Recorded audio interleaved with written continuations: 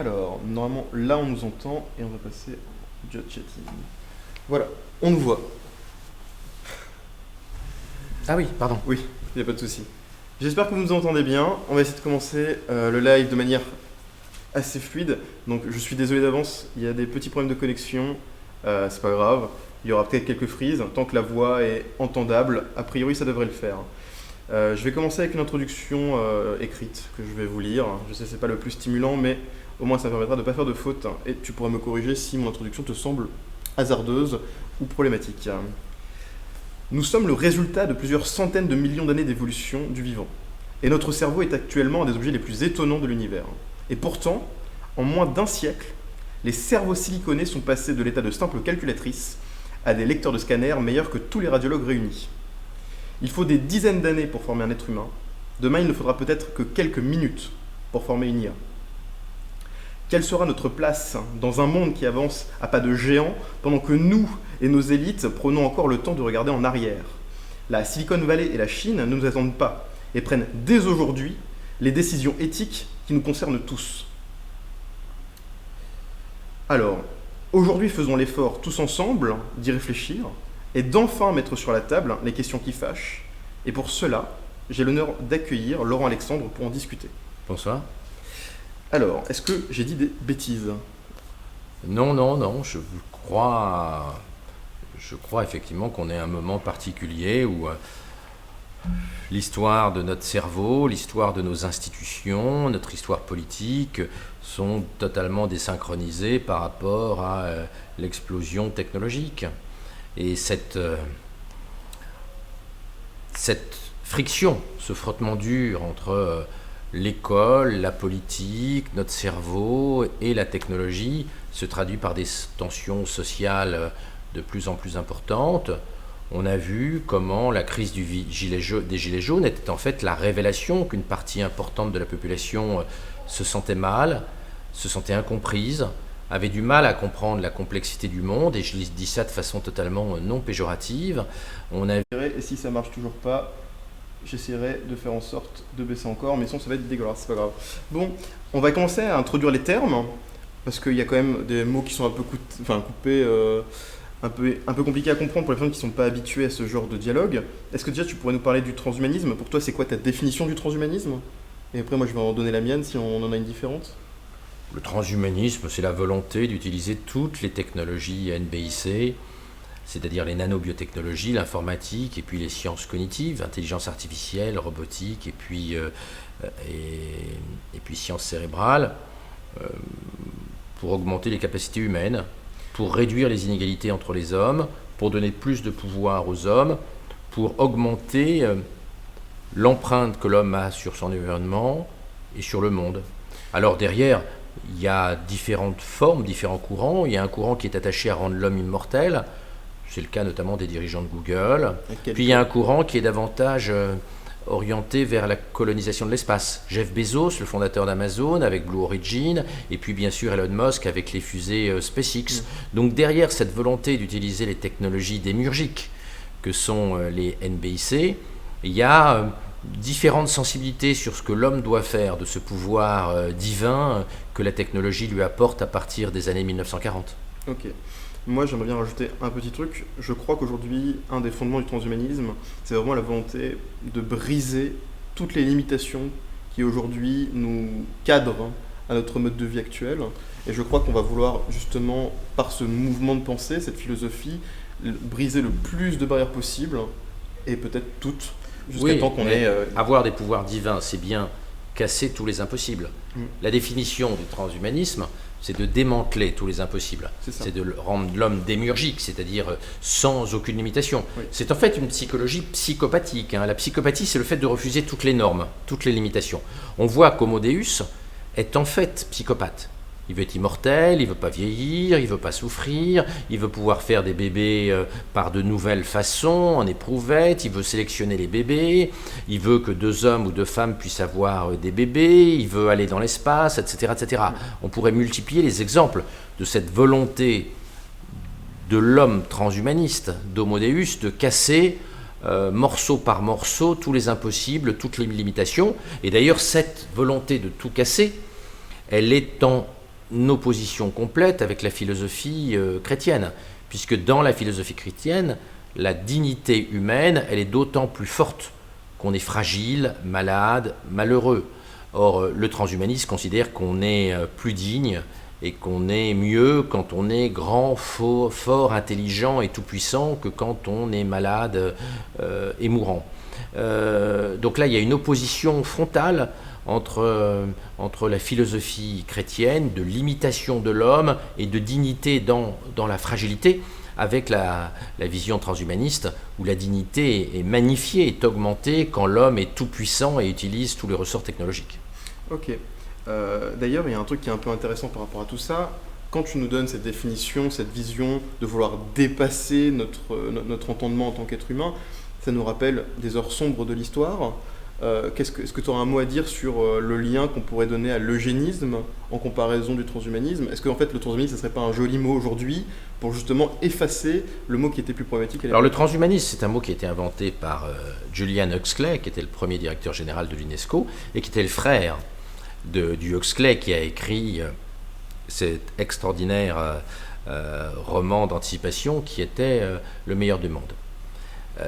Huxley était de gauche et il voulait créer un eugénisme de gauche. C'est-à-dire pas l'eugénisme des nazis qui supprime les fragiles, mais un eugénisme qui diminue les inégalités. Le but de Huxley, c'était de développer des technologies qui allaient permettre de rendre les ouvriers aussi puissants, aussi bien formés que les élites. Et donc c'était une idéologie de réduction des inégalités par la technologie. Et Huxley, dans ses écrits des années 50, explique comment il faut inventer un mot pour un eugénisme de gauche. Non pas un eugénisme d'exclusion, mais un eugénisme qui rend tout le monde égal par la technologie.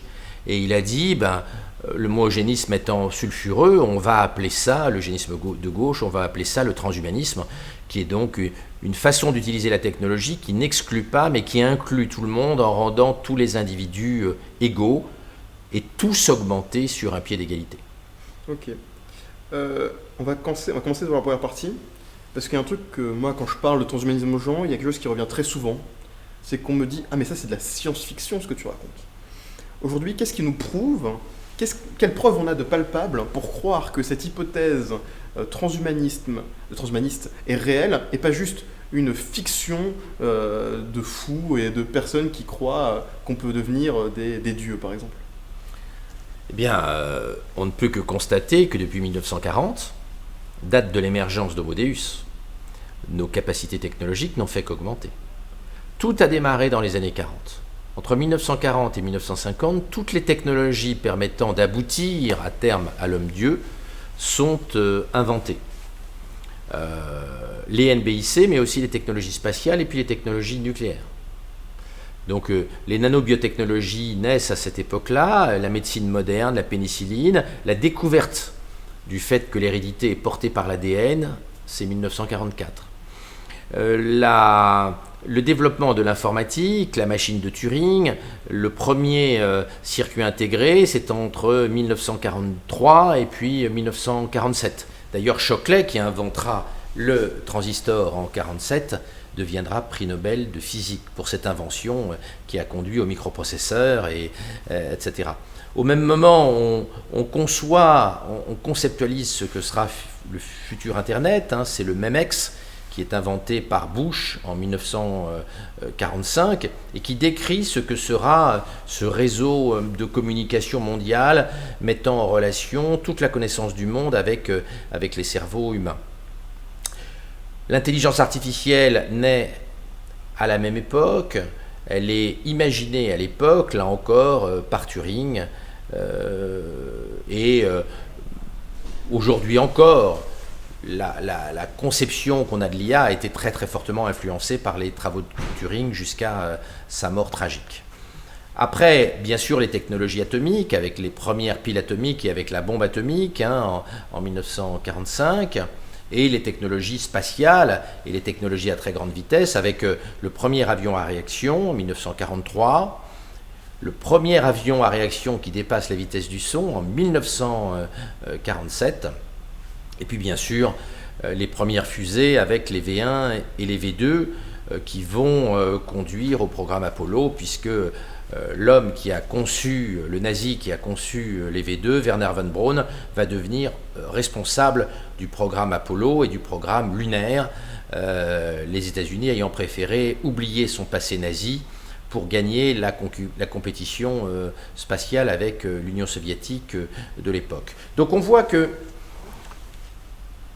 Homo Deus se structure entre 1940 et 1950, c'est l'époque où on invente donc toutes les technologies NBIC, les technologies atomiques et les technologies spatiales, qui sont les instruments finalement, qui sont le piano sur lequel Homo Deus va construire cette nouvelle vie qui fait très peur, de toute puissance, cette vie sans limite, d'un homme qui se prend pour Dieu. Et cette rupture, elle n'a pas été digérée politiquement, philosophiquement. Être Dieu, c'est compliqué, et l'homme n'a toujours pas réfléchi à ce qu'il allait faire de ses pouvoirs démiurgiques, avec beaucoup de gens qui ont peur. Il y a des gens qui ont peur du programme spatial de Musk, il y a des gens qui ont peur quand ils entendent Bezos, le fondateur d'Amazon, expliquer qu'il veut envoyer 1000 milliards d'êtres humains dans des stations orbitales dans l'espace. Il y a des gens qui ont peur quand Elon Musk prépare des implants intracérébraux, des implants électroniques à mettre dans le cerveau de nos enfants pour les rendre compétitifs face aux petits Chinois et face à l'intelligence artificielle. La création de la société Neuralink, destinée à nous augmenter sur le plan cérébral par Elon Musk, il y a maintenant 5 ans, fait peur à beaucoup de monde, comme la fécondation in vitro, la sélection embryonnaire, les manipulations génétiques, l'intelligence artificielle, etc., font peur à beaucoup de monde. Donc cette accumulation, cette tornade technologique, elle n'est pas digérée aujourd'hui. Et on voit bien qu'une partie de la population a peur, souhaiterait qu'on ralentisse. C'est le cas notamment de la gauche française. On a vu Cédric Villani, on a vu Mélenchon, on a vu Anne Hidalgo demander l'arrêt de la 5G et l'arrêt des nouvelles technologies numériques. Donc il y a un courant réactionnaire qui aujourd'hui est principalement à gauche, un courant techno-réactionnaire qui veut freiner l'évolution technologique pour éviter que la population soit débordée.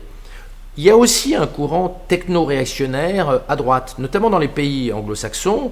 Sandel et Goodhart ont écrit récemment des livres dans lesquels ils disent que comme une partie importante de la population n'a pas les capacités cognitives pour pouvoir suivre cette explosion technologique, on est en train de créer des inégalités très importantes entre ceux qui suivent cette course folle technologique et puis ceux qui sont paumés, qui ne la suivent pas.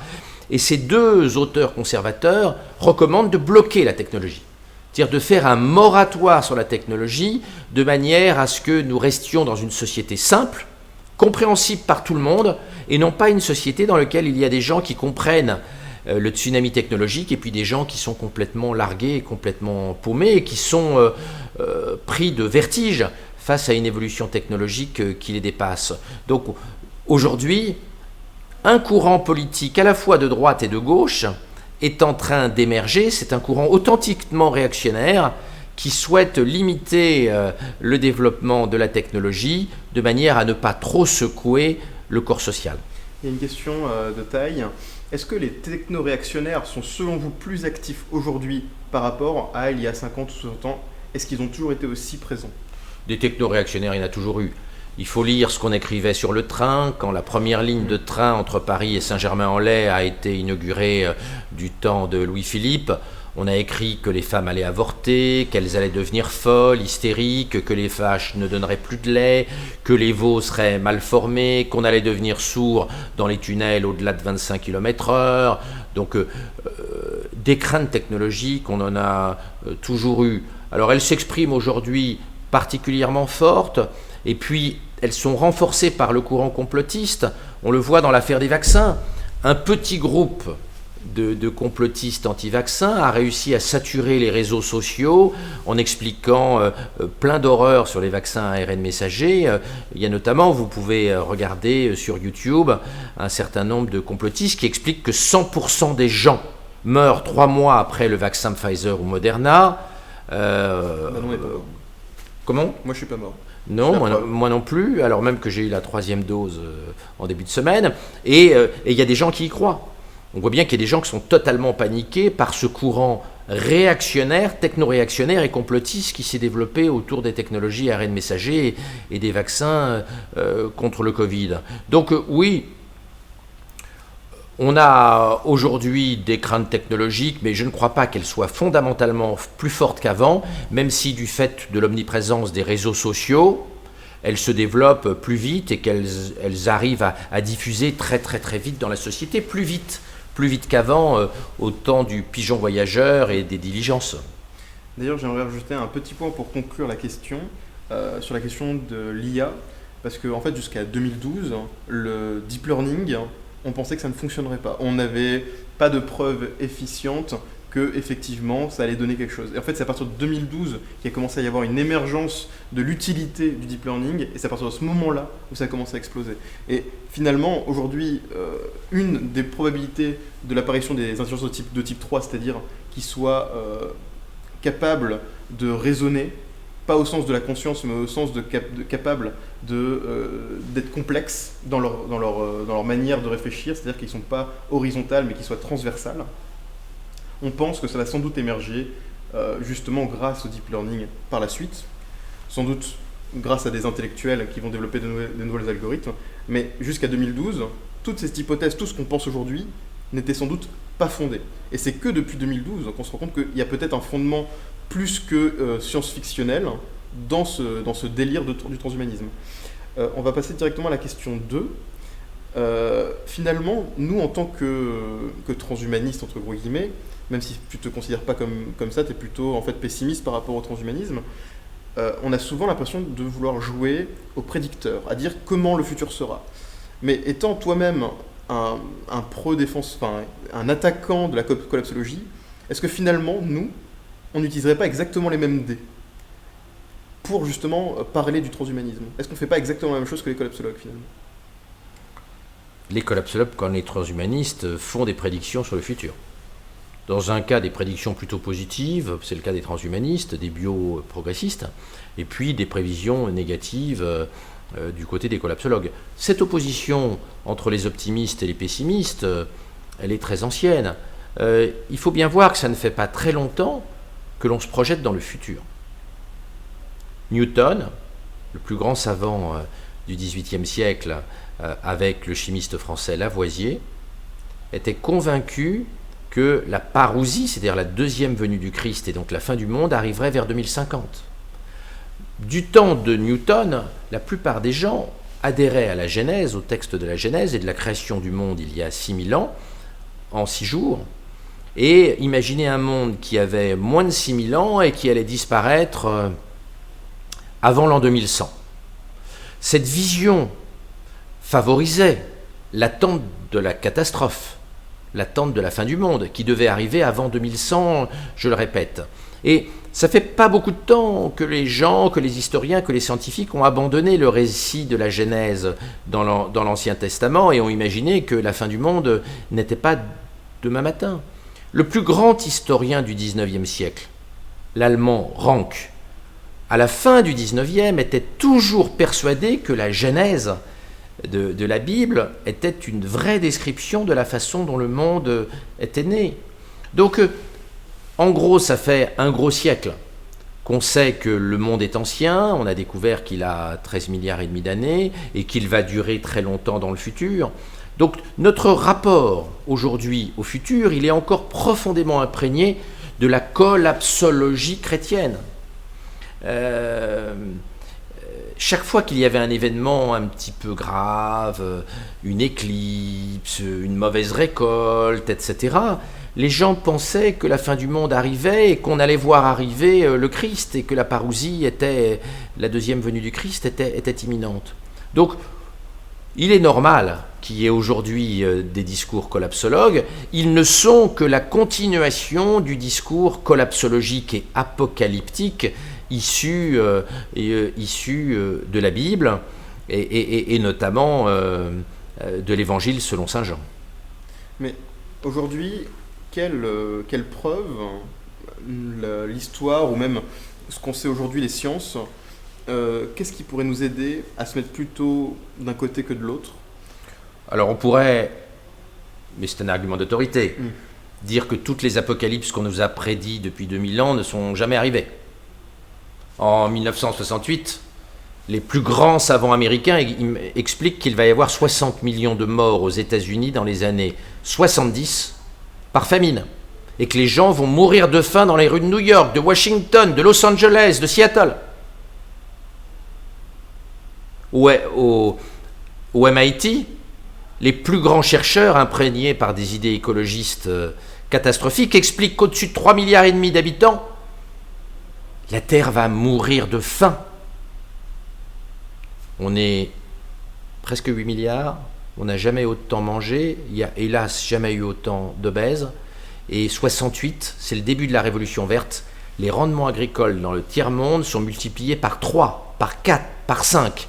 Au lieu de mourir de faim comme les écologistes de 1968 nous le juraient dans des livres qui se sont vendus en des millions d'exemplaires, on a créé une obésité massive avec une alimentation qui n'a jamais été aussi généreuse.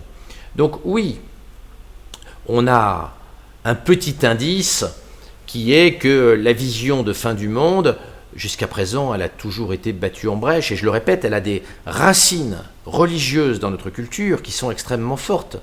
Et même les gens athées sont en fait imprégnés des idées apocalyptiques de la Bible qui ont construit notre civilisation depuis 2000 ans.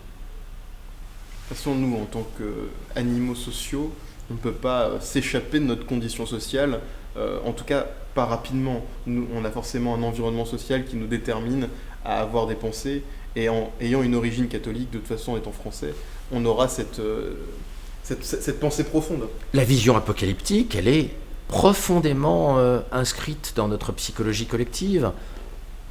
Même les gens qui ne connaissent pas l'évangile selon Saint Jean sont construits socialement, psychologiquement, sur un schéma où l'apocalypse se guette.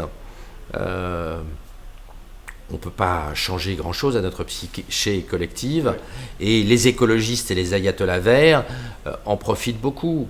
Moi, je suis très, très, très frappé de la difficulté à dénoncer les excès du discours vert. J'ai beaucoup écrit sur l'effondrement de la pollution atmosphérique en Europe, et notamment dans les grandes villes européennes. Le mensonge collectif qui veut que la pollution augmente dans nos villes, eh bien, est très difficile à combattre. Depuis 1955, les principaux polluants à Paris ont été divisés par 1000, et pareil à Londres. Le SO2, le smog, les suies ont été divisés par 1000, pas par 2, par 5, par 1000. Les NOx sont en chute libre, alors l'ozone est à peu près stable, mais sinon tous les autres polluants ont beaucoup baissé, les métaux lourds et le plomb ont été divisés par 1000. La pollution a tellement baissé à Paris que Airparif a supprimé les enregistreurs au plomb, aux métaux lourds et au SO2 parce que le niveau était à zéro depuis tellement d'années qu'on n'enregistrait plus rien. Et à côté de cet effondrement factuel et mesurable par les organismes publics mesurant la pollution, à côté de cet effondrement de la pollution, donc, un discours de plus en plus pessimiste se développe. On a vu Anne Hidalgo expliquer que c'était de pire en pire la pollution, que plein de gens allaient mourir à cause de la pollution, alors que l'air à Paris n'a jamais été aussi pur depuis 1000 ans. Quand on a fait Notre-Dame, il y avait tellement de poussière, il y avait tellement de pollution à Paris à cause du chauffage au bois, puis plus tard au chauffage au charbon, que les cathédrales étaient noircies en quelques mois. Nos ancêtres n'ont jamais vu Notre-Dame autrement que noir charbon. Nous sommes la première génération à voir Notre-Dame blanche. Alors, bien sûr, il y a eu l'incendie d'il y a 2 ans, mais avant l'incendie, Notre-Dame était immaculée alors même qu'elle n'avait pas été ravalée pendant 25 ans. C'était quelque chose d'inconcevable dans les siècles passés, tellement la pollution était forte. En 1900, au début des années 50, il y a eu en 72 heures 12 500 morts par la pollution à Londres. Aujourd'hui, tout ceci est inconcevable et le smog a disparu à Londres. Il n'y a plus ce nuage permanent de charbon et de suie qui était présent et qui était aussi présent à Paris. Moi, quand j'étais petit garçon, l'air était irrespirable en hiver. Et là encore, je le répète, quand on ravalait un immeuble, quelques mois plus tard, il était à nouveau gris, puis totalement noir au bout d'un an et demi. Donc, nous sommes tellement happés par cette vision apocalyptique que le discours écologiste qui prétend que la pollution de l'air à Paris et dans les grandes villes augmente, eh bien, nous l'acceptons. Il n'y a qu'1% des Français qui savent, dans les sondages, que la pollution de l'air baisse dans nos grandes villes. L'immense majorité de nos concitoyens est persuadée qu'on va de mal en pis en matière de pollution. Donc, qu'il s'agisse de technologie, de pollution, etc., la vision très pessimiste d'origine judéo-chrétienne, eh bien, elle n'est pas près de disparaître. Alors les politiques, hélas, mettent de l'huile sur le feu. Au lieu de rassurer les gens sur le futur, ils tiennent des discours très pessimistes à des fins électoralistes, parce que récupérer les voix vertes, c'est un exercice relativement facile. Résultat des courses, un quart des jeunes adolescents australiens pensent que la Terre aura disparu quand ils auront 18 ans. Résultat, une grosse minorité des jeunes Européens veulent se faire stériliser et ne veulent pas avoir d'enfants, de manière à diminuer le CO2. On a tellement développé un discours apocalyptique vert qu'on est en train de créer une génération qui ne veut plus avoir d'enfants. Derrière, il y a des arrière-pensées politiques.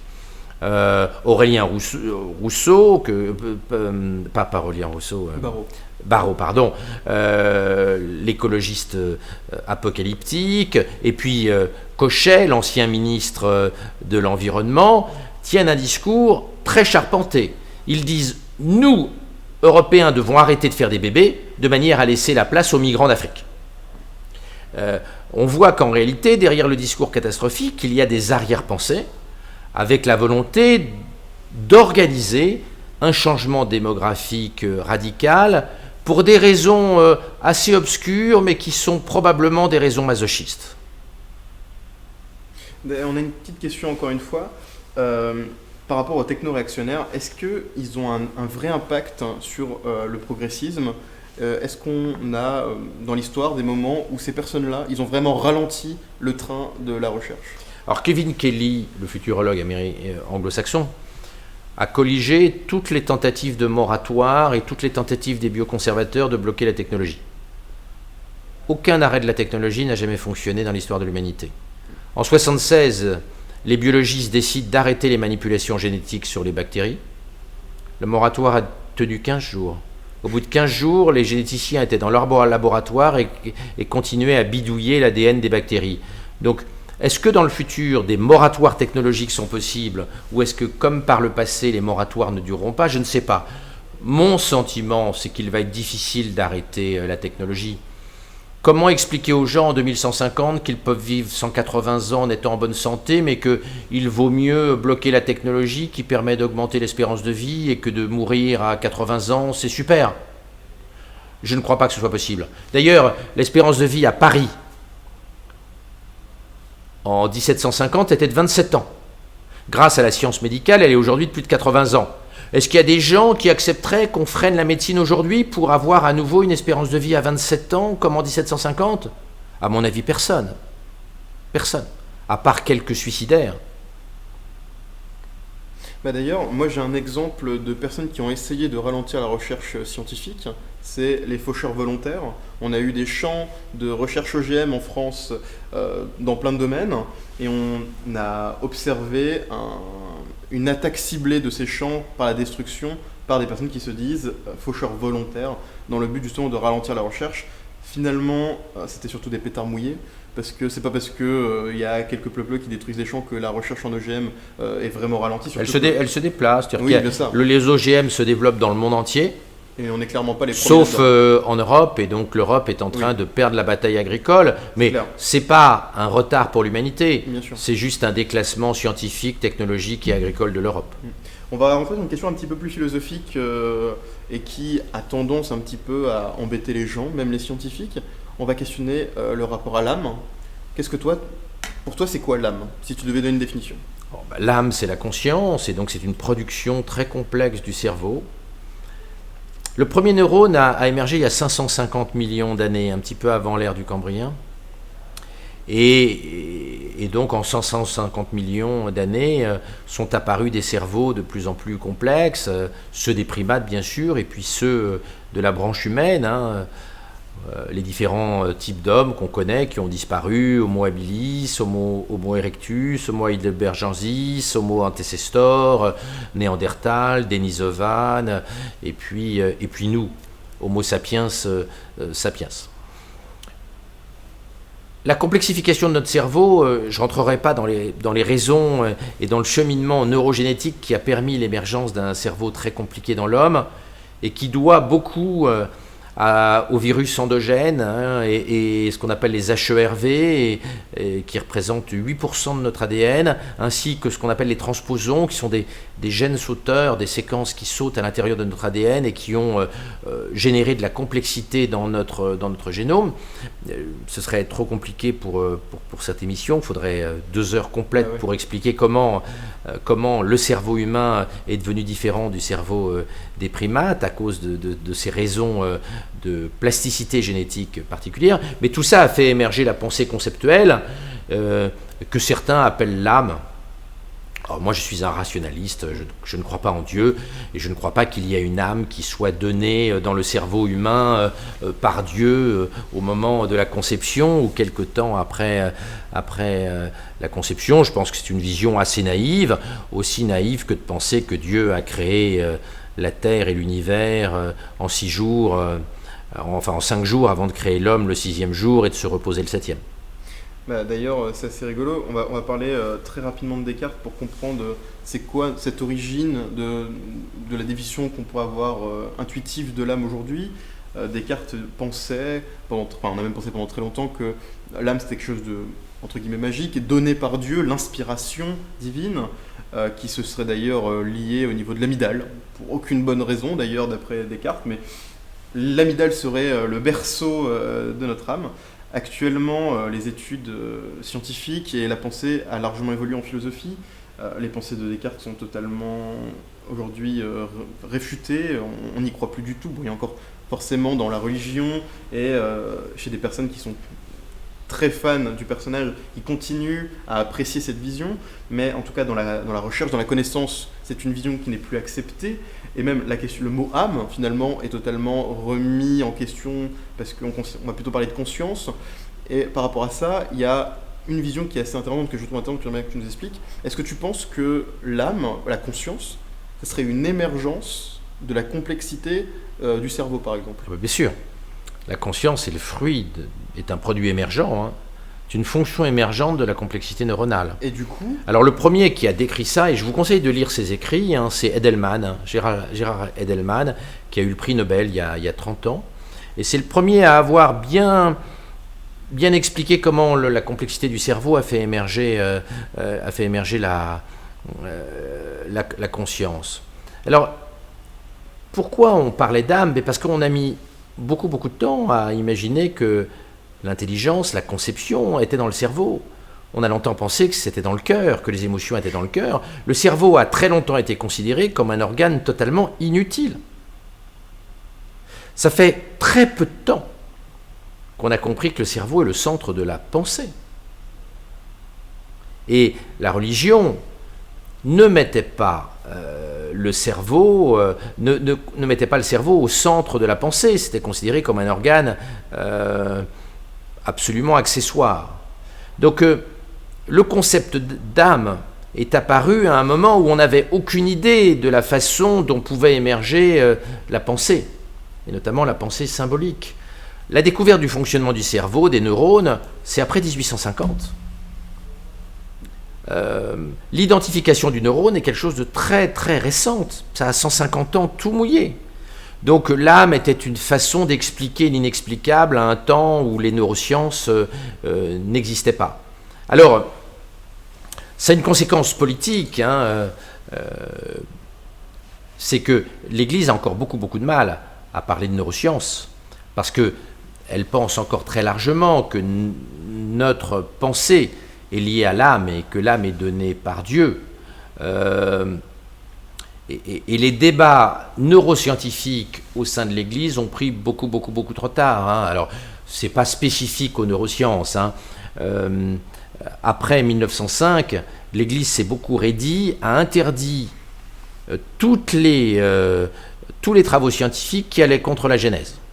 C'est-à-dire la centralité de la Terre, la sélection darwinienne, tout ça a été interdit en 1907 par la déclaration antimoderniste du pape. C'est-à-dire quand on s'opposait au dogme catholique et qu'on faisait de la recherche et qu'on expliquait que la Terre avait plus de 6000 ans, on était exclu de l'Église. En 1907, ça fait 114 ans. Et il y a eu un énorme frein dans la réflexion scientifique en général et dans la réflexion neuroscientifique en particulier à l'intérieur de l'Église, avec ce coup de frein dit antimoderniste. La plupart d'ailleurs des prêtres dans le monde ont signé le serment antimoderniste et ont accepté de déclarer jusqu'à la fin de leur vie que la Terre avait 6000 ans et qu'elle avait été créée par le Seigneur en 6 jours, comme indiqué textuellement dans la Genèse.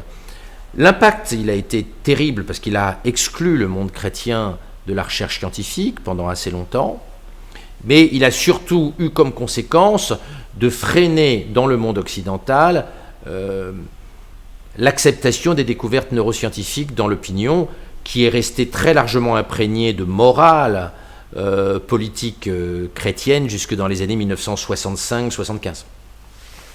Et pour revenir un petit peu sur ce principe d'émergence de l'âme et tout ça, il y a une question qui se pose, surtout avec la question de l'IA, c'est qu'aujourd'hui, l'IA est bête. Elle ne sait pas faire grand-chose, elle est très performante pour faire une chose, parce qu'on l'a éduquée grâce au deep learning. Bien sûr. Sauf qu'on sait que la complexité, par exemple la loi de Moore, qui n'est pas forcément vraie, mais la loi de Moore nous montre que la puissance de calcul de nos processeurs ne fait qu'augmenter de manière exponentielle. En quelques dizaines d'années, on obtient des résultats qui sont disproportionnés.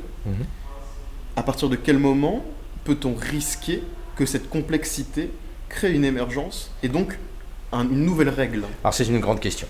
Il y a des gens qui pensent que les technologies actuelles d'IA, en réalité, ne sont pas scalables indéfiniment, c'est-à-dire qu'elles vont s'arrêter de progresser. Et que le schéma très réducteur du deep learning, des réseaux de neurones, est limité. Il ne peut faire que des choses simples. Reconnaître des images, analyser des textes, mais ne peut pas aller vers une pensée horizontale, holistique, globale, et une conscience artificielle. Puis à côté, il y a des gens comme Hinton. Hinton est à Toronto, est l'un des 3 fondateurs du deep learning moderne, avec Joshua Bengio à Montréal, et puis Yann Lequin, le français, qui maintenant travaille chez Facebook. Et Hinton ne cesse de répéter, il a encore donné des interviews dans ce sens récemment, qu'il n'y a rien dans la pensée humaine qu'un réseau de neurones, c'est-à-dire une intelligence artificielle de type deep learning, ne peut pas faire. Il suffit d'augmenter le nombre de couches de neurones, il suffit d'augmenter le nombre de neurones artificiels et la façon dont les algorithmes attribuent les poids des différents neurones pour aller vers une conscience artificielle et vers un dépassement de la pensée humaine conceptuelle par l'intelligence artificielle.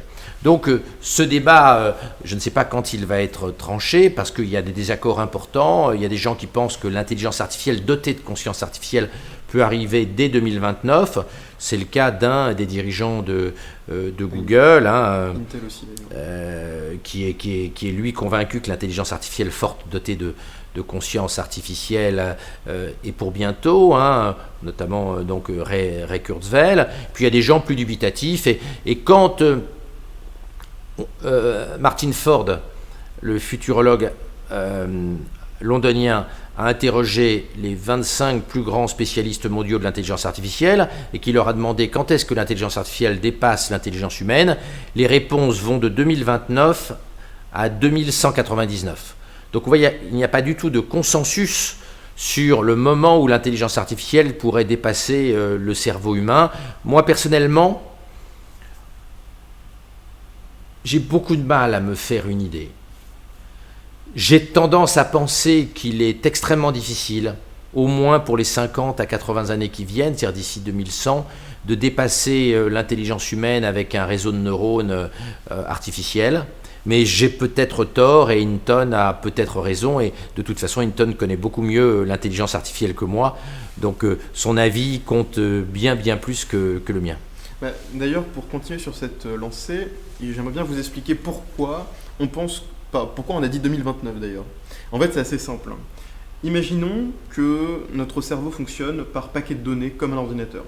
Ça ne fonctionne pas comme ça. Mais mécaniquement, on peut imaginer que chaque pensée, chaque information qui traverse notre esprit, ça soit un paquet d'octets. Et on a évalué que 2029, ça sera le moment où les processeurs arriveront au même nombre de calculs possibles que le cerveau humain. Et c'est pour ça qu'on pense que potentiellement 2029 sera le début d'une intelligence artificielle forte si ça doit fonctionner par émergence comme pour le cerveau, parce qu'on arrivera à un moment où les processeurs pourront traiter plus d'informations qu'un cerveau humain, quel que soit le type d'information. Voilà. On va passer à la suite. Je voulais faire un lien avec les animaux parce que c'était intéressant aussi de questionner ça, parce que finalement, les animaux, c'est des êtres pensants en moins complexes. Est-ce que justement, ils ont une conscience? Quels animaux ont une conscience? Et pourquoi on ne pourrait pas utiliser la même méthode pour les IA? Et si on se pose ça, il y a la question de l'éthique. Qu'est-ce qu'on va avoir le droit de faire aux IA dans le futur? Les animaux ont une conscience. Oui, une conscience moins développée que la nôtre. Ils n'ont pas de conscience du temps, pas de conscience très... alors les chimpanzés arrivent à planifier certaines tâches sur quelques heures, mais ça reste limité. Un chien a bien évidemment une conscience. Il a des joies, il a des anticipations, il a un attachement. Et d'ailleurs, il n'a pas une conscience de soi très développée, et on sait qu'en réalité, il n'y a que 2 ou 3 animaux qui ont une conscience de soi telle que prouvée par la technique du miroir. Oui. Un enfant, quand on lui met une tache de couleur sur le front, et qu'on le met face à un miroir, ne va pas chercher à... La personne qui est en face va voir que c'est lui et va chercher à effacer la tache de couleur. C'est le cas aussi des chimpanzés et des bonobos, mais pas des autres espèces de singes. C'est partiellement, mais de façon moins nette, le cas avec les éléphants et avec les dauphins. Et puis tous les autres animaux, chiens compris, ne sont absolument pas capables de savoir que quand ils sont face à un miroir, c'est eux qui est dans le miroir et non pas un autre animal. Donc on voit qu'il y a des gradients dans l'émergence de la conscience, comme dans l'enfance. La conscience n'apparaît pas subitement chez l'enfant, elle apparaît progressivement pendant les premières années. Donc d'augmenter les capacités cognitives et la conscience des animaux est possible. D'ailleurs, on a vu récemment les Chinois faire des manipulations génétiques chez les animaux, y compris chez les singes, de manière à augmenter leur capacité cognitive. On a fait des manipulations génétiques chez la souris où on a mis le gène FOXP2 humain. Le gène FOXP2 est très important et très impliqué dans le langage chez l'homme. On l'a mis sur des souris et on a vu que les souriceaux étaient plus malins que les souriceaux habituels et avaient un changement de vocalisation, c'est-à-dire ils chantonnaient quand ils étaient petits. On avait manifestement changé leur capacité cognitive et leur capacité d'expression orale en mettant dans leur ADN le gène humain FOXP2. Alors jusqu'où peut-on aller? Peut-on aller vers un scénario à la Planète des singes, en créant des singes intermédiaires entre l'homme et le singe actuel? Le débat éthique va être immense. On imagine les utilisations potentielles de singes augmentés pour faire des travaux dangereux, inintéressants, mais en réalité la robotique va progresser plus vite que ça, et il est plus intéressant d'avoir un robot que d'avoir un singe augmenté qui poserait des problèmes éthiques considérables, parce que si on arrivait à produire génétiquement des singes ressemblant intellectuellement à l'homme, on aurait un questionnement philosophique, politique, moral, éthologique extrêmement forte. D'ailleurs, il y a un truc qui est intéressant par rapport à la question quand même de l'animal, c'est que contrairement au principe de l'émergence, on l'observe beaucoup moins. On voit effectivement un très beau gradient sur l'intelligence chez les animaux. Pourtant, on pense que pour l'informatique et l'intelligence artificielle, ce sera plutôt une rupture, une sorte d'effet levier. Oui, Et ça, c'est étonnant. c'est le concept de la singularité. Oui. En réalité, il y a un grand continuum dans la pensée conceptuelle. Alors, ce continuum dans les espèces animales, on ne le voit pas. Parce que tous nos ancêtres hominidés ont disparu. Néandertal est disparu, Antécestor, Heidelbergensis, et puis les Australopithèques. Donc, entre les grands singes et nous, toutes les autres espèces ont disparu.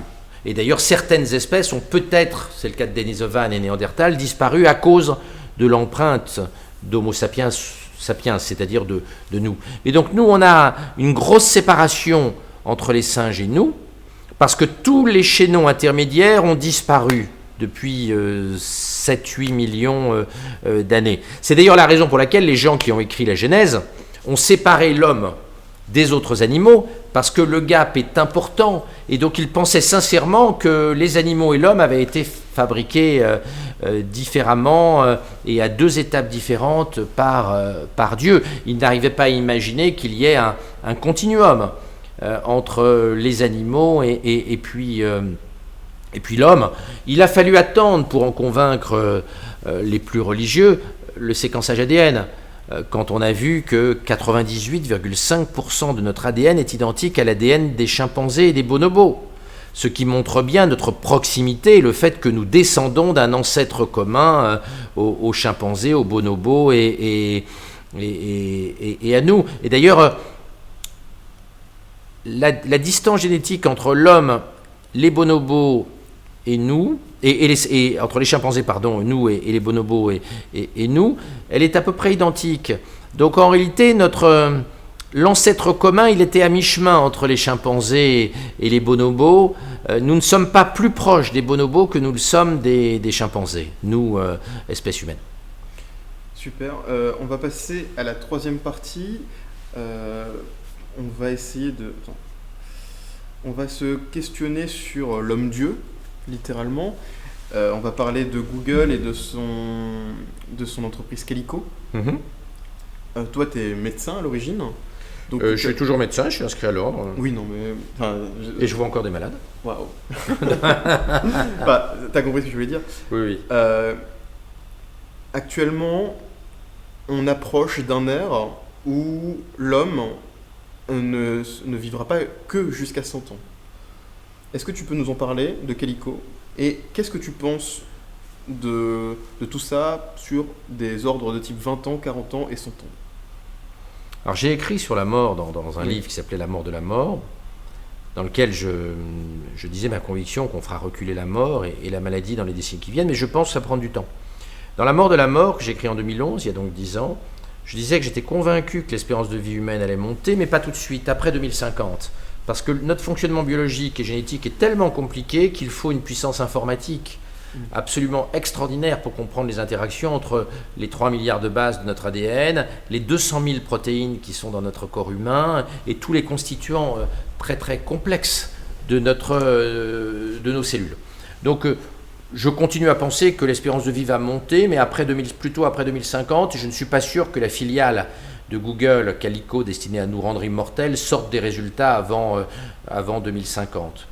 Alors, j'avais dit il y a quelques années que j'étais convaincu qu'il y a des gens qui naissent aujourd'hui et qui pourraient vivre 1000 ans. Je le pense toujours. Alors d'abord, il y a deux façons simples pour vivre 1000 ans. La première, c'est d'être cryogénisé, et la cryogénie, qui marche bien chez les petits animaux, pourrait, au cours de ce siècle, à mon avis, marcher chez l'homme, avec la capacité de réveiller les hommes cryogénisés sans abîmer leur cerveau au dégel. Puis il y a une autre façon qui va apparaître aussi, c'est de voyager très vite. Quand on se rapproche de la vitesse de la lumière, quand la Terre vieillit de 1000 ans, soi-même, on peut ne vieillir que de quelques mois, quelques années, à cause de la théorie de la relativité qui est prouvée aujourd'hui grâce aux horloges atomiques. Donc oui, il est possible aujourd'hui de vivre longtemps par la cryogénie, par le voyage à grande vitesse dans l'espace. Dans les deux cas, c'est un moyen finalement de prendre une ambulance vers les hôpitaux du futur. Car quelqu'un qui réussirait, si la technologie cryogénie fonctionne, à être cryogénisé en 2060, si on le réveille en 2160, il va bénéficier non pas de la technologie médicale de 2060, mais de 2160, qui sera sans conteste beaucoup plus avancée que la technologie médicale de 2060. Alors bien sûr, ces technologies posent des questions. Quand on fait un petit vol à une vitesse proche de la lumière pendant 1 an et qu'on revient 1000 ans plus tard, est-ce qu'on sera bien accueilli ? Que sera devenu ses biens sur Terre ? Sa famille aura bien sûr disparu. Les gens du futur ne seront pas forcément enchantés de voir arriver des gens très frustes, parlant une autre langue, parce que les langues auront évolué, avec des capacités intellectuelles sans doute plus faibles, parce que dans le futur, on fera du neuro-enhancement.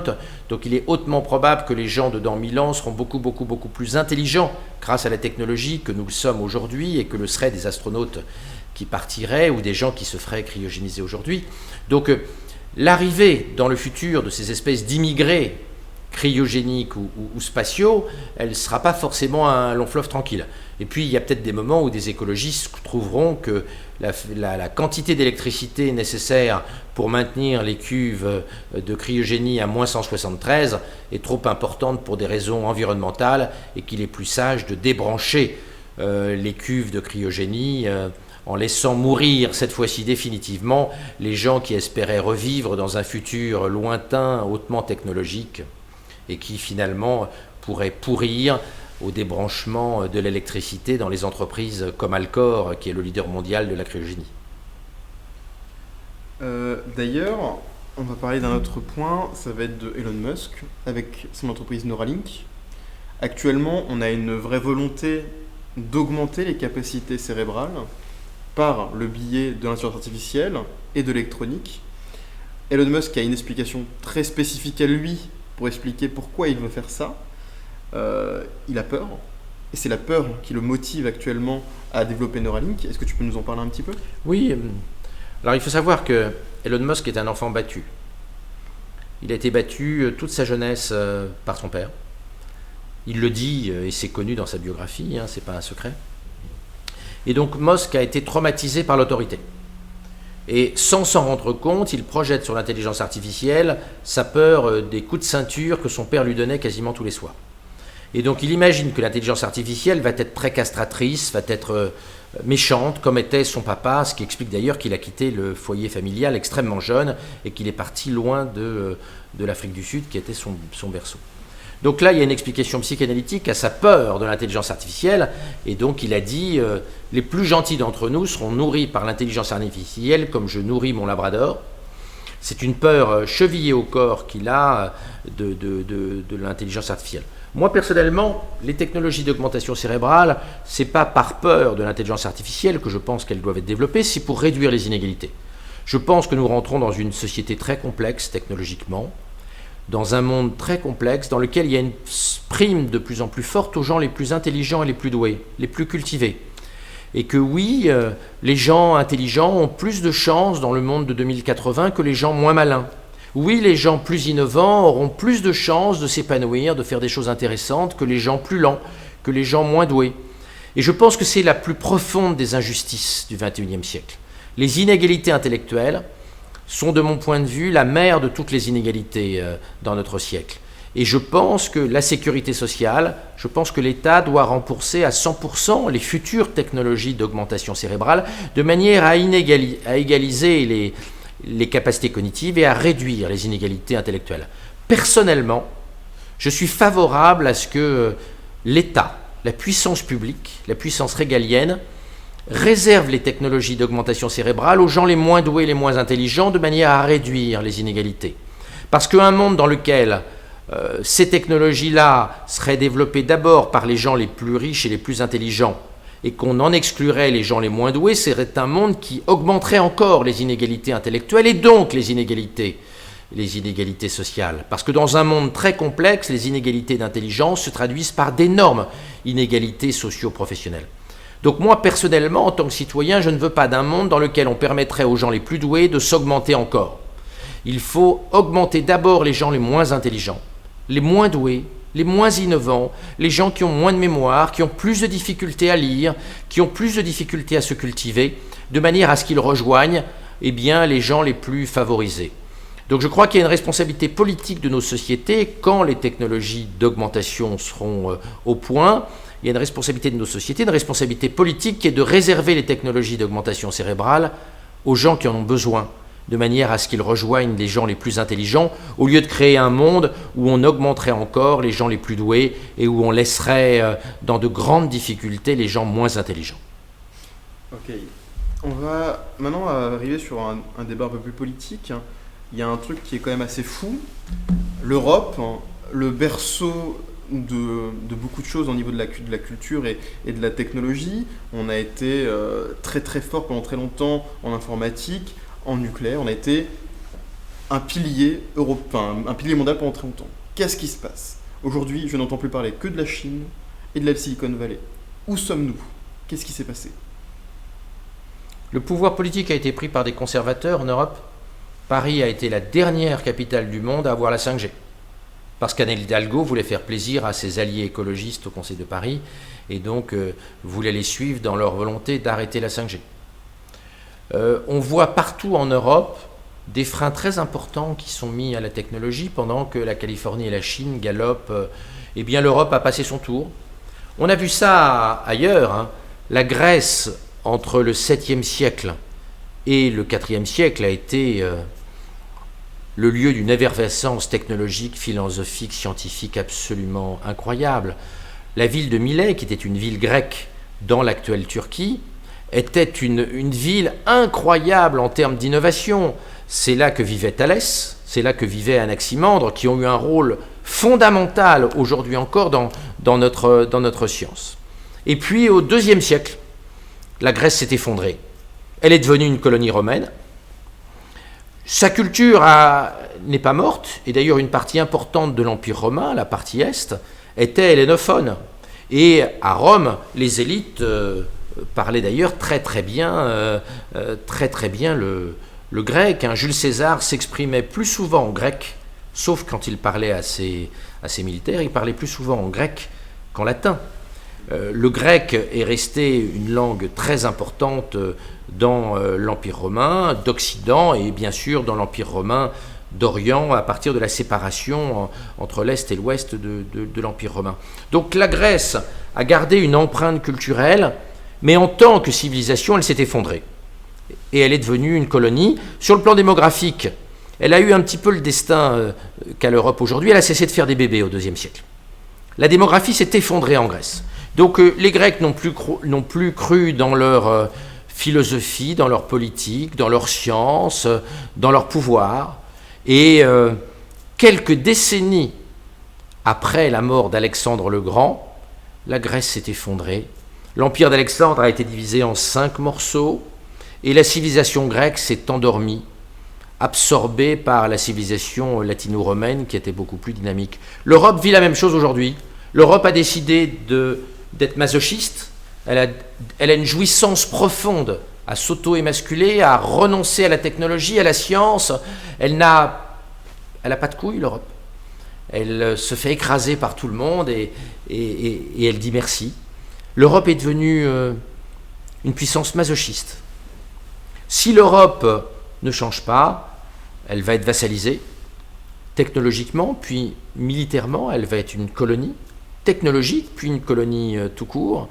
Nous n'avons pas beaucoup de temps pour redresser la situation et faire en sorte que nos petits-enfants n'aient pas mandarin en première langue et français en option langue régionale. Par rapport à ça, il y a un truc qui est, selon moi, très significatif, c'est qu'aujourd'hui, un des outils les plus importants dans la recherche médicale et génétique, c'est la méthode CRISP, Cas9. Elle est française.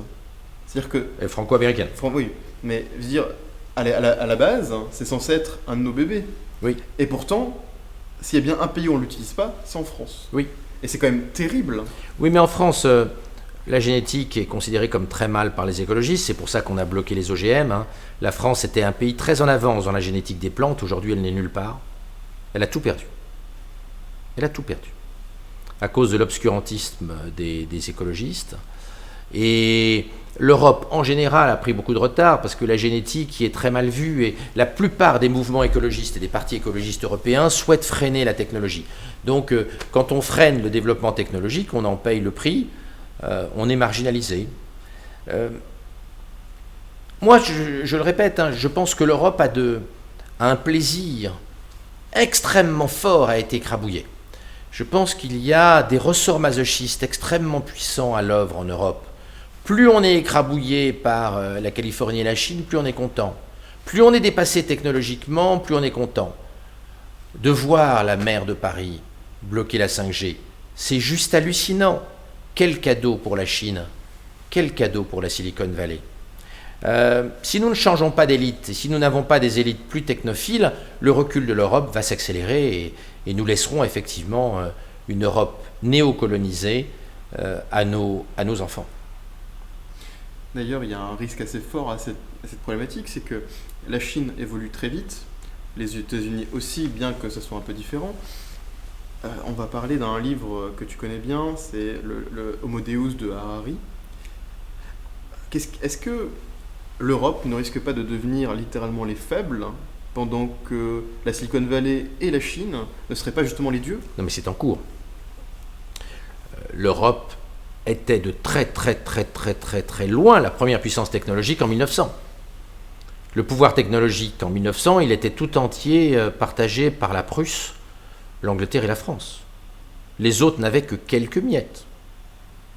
Et puis l'Europe a profondément décliné, notamment après l'immense guerre civile qui va de 1914 jusqu'à 1945, où pendant 30 ans, l'Europe s'est battue à 2 reprises avec des millions et des millions de morts et toutes les horreurs de Verdun aux nazis que nous connaissons.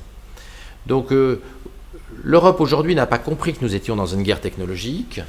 L'Union européenne est construite tout autour d'un paradigme de paix, alors que c'est la guerre, même si c'est une guerre technologique, et on voit à quel point l'Europe n'est pas capable de se défendre aujourd'hui, ni scientifiquement, ni technologiquement, ni même militairement. Si l'Europe n'avait pas le parapluie militaire américain, elle serait bouffable par la Chine en quelques années. Heureusement que le temps est là et que les États-Unis, mais pour combien de temps encore, protègent l'Europe. Donc oui, l'Europe doit réfléchir aux problèmes de puissance. L'Europe est dans une phase suicidaire. Géopolitiquement, ce serait bien qu'on arrête les conneries et qu'on renforce notre pouvoir géopolitico-militaire et technologique pour le bien de nos enfants et de nos petits-enfants, mais avec une grosse partie des jeunes Européens qui ne veulent pas faire d'enfants, l'argument « il faut changer de route pour laisser un avenir à nos enfants » n'a pas beaucoup d'importance, puisque les gens ne veulent justement pas faire d'enfants parce qu'ils pensent que les carottes sont cuites. Nous sommes là face à un cercle vicieux, on n'a pas d'enfants, donc on se fout du futur, donc à quoi bon développer la puissance de l'Europe, puisqu'il n'y aura pas de futur de toute façon, et en tout cas pas pour nos enfants, puisque nous n'en faisons quasiment plus.